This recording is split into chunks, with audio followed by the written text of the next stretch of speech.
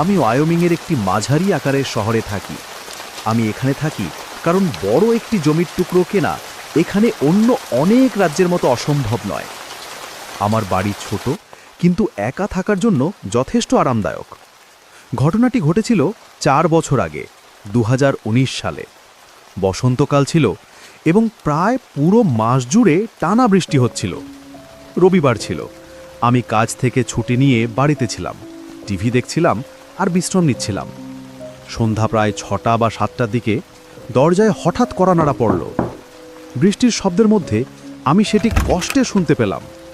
দরজা খুলে দেখি এক অচেনা লোক দাঁড়িয়ে আছে। কোনো ডাকপিয়ন বা পরিচিত নয়। আমার জায়গাটা এতটাই নির্জন যে বিনা নোটিসে কেউ এখানে চলে আসা অস্বাভাবিক। আমি বললাম, আপনাকে কিভাবে সাহায্য করতে পারি? লোকটি দেখতে বয়সে প্রায় 28-29 হবে। বলল যে সে কাছাকাছি জঙ্গলে ক্যাম্পিং করছিল, কিছু সমস্যায় পড়েছে এবং রাতে থাকার জন্য জায়গা চাই। যদি সে মিথ্যে না বলে থাকে তবে তার আমার বাড়িতে আসা স্বাভাবিক ছিল, কারণ আমি ওই জঙ্গলের মধ্যে সবচেয়ে কাছের বাড়ি, অন্তত 5-6 মাইলের মধ্যে। বৃষ্টি প্রচণ্ড হচ্ছিল, তাই তার জন্য খারাপও লাগছিল, কিন্তু তবুও অচেনা লোককে ঘরে ঢুকানোর ঝুঁকি রয়ে গিয়েছিল। আমি তাকে ফোন ব্যবহার করে শহরে কারোর সাথে যোগাযোগ করার প্রস্তাব দিলাম, কিন্তু সে তা প্রত্যাখ্যান করল। যখন আমি সোজাসুজি বললাম যে সে এখানে থাকতে পারবে না, তখন সে চলে গেল। আমি তাকে কিছুটা দূর পর্যন্ত কাঁচা রাস্তায় যেতে দেখলাম, তারপর সে জঙ্গলের দিকে ঢুকে পড়ল। এটা অদ্ভুত হলেও কয়েক মিনিটের মধ্যে আমি আবার টিভিতে মন দিলাম। প্রায় 2 ঘন্টা পরে রাত হয়ে গেছে। হঠাৎ পিছনের আঙিনার জানলা দিয়ে কমলা রঙের আলো দেখতে পেলাম। আমি উঠে পর্দা সরালাম। বৃষ্টি আর কুয়াশার মধ্যে দেখি আমার বাড়ির পিছনের জঙ্গলের মাঝখানে একটি ছোট আগুন জ্বলছে। একটি বড় গাছের নিচে প্রচণ্ড বৃষ্টির মধ্যেও আগুনটা টিমটিম করছিল। তার পাশে একটি মানুষের ছায়া দাঁড়িয়ে, হাতে কিছু ধরা ছিল। সে আমার দিকে মুখ করে আছে নাকি জঙ্গলের দিকে বোঝা যাচ্ছিল না।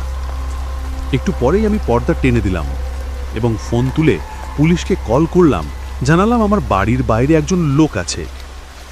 আমি জানতাম তাদের আসতে সম্ভবত 1 ঘন্টা লাগবে এবং সে এখনো কোনো ক্ষতি করেনি, কিন্তু অন্তত ঘুমানোর আগে আমি চাইছিলাম সে আমার বাড়ি থেকে চলে যাক। পুলিশের সাথে কথা শেষ করে আবার জানালায় তাকালাম। আগুন এখনো হালকা জ্বলছিল, কিন্তু লোকটি সেখানে ছিল না। ঠিক তখনই পায়ের শব্দ পেলাম, কেউ বাড়ির দিকে আসছে। অন্য জানলা দিয়ে তাকিয়ে দেখি সে হাতে শিকারি রাইফেল নিয়ে হাঁটছে। তারপর কোণ ঘুরে সামনের দরজার দিকে গেল। সে দরজায় কয়েকবার জোরে ধাক্কা দিল, তারপর চুপ হয়ে গেল। আমি করিডোরের আলমারি থেকে নিজের আত্মরক্ষার পিস্তল নিয়ে দেয়ালের আড়ালে লুকিয়ে পড়লাম। এখনো পরিস্থিতি বুঝে ওঠার চেষ্টা করছি। সে আবার দরজায় আঘাত করল, এবার রাইফেলের বাঁট দিয়ে। প্রায় দরজার কাঠ ফেটে যাচ্ছিল। সেই মুহূর্তে আমি ভাবলাম এখনই তাকে ভয় দেখাতে হবে, না হলে এটা জীবন মৃত্যুর লড়াই হয়ে যেতে পারে। আমি দরজার ফ্রেমের ধার বরাবর গুলি চালালাম। এক মুহূর্তের জন্য নিজের কান বধির হয়ে গেল। তারপর আবার বৃষ্টির শব্দ শোনা গেল। কোনো পায়ের শব্দ, ধাক্কা বা চিৎকার নেই। প্রায় 5 মিনিট পর সাহস সঞ্চয় করে দরজার পিফল দিয়ে তাকালাম। বারান্দা খালি। বাইরে উঠোনে স্পষ্ট পায়ের ছাপ দেখা যাচ্ছিল, যা বাড়ি থেকে দূরে চলে গেছে। পুলিশ পরে ভালোভাবে তল্লাশি করে কিছু অদ্ভুত জিনিস পেল।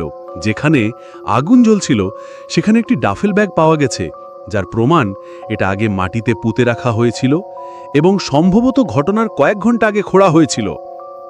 তাদের মতে এটি সম্ভবত একটি চুরির কিট বা হয়তো খুনের কিট, যা আগে থেকে লুকিয়ে রাখা হয়েছিল পরবর্তী ব্যবহারের জন্য। এর মানে যে আমাকে আক্রমণ করেছিল সে পরিকল্পনা করেই এসেছিল এবং অন্তত একবার আগেও আমার বাড়ির কাছে এসেছিল। সে কেন আমাকে আক্রমণ করল এখনো জানা যায়নি, এবং সে কে বা কোথায় আছে আজও কোনো তথ্য মেলেনি। আমি এখনো একই বাড়িতে থাকি আর প্রতিদিন ভয় হয় সে আবার ফিরে আসতে পারে।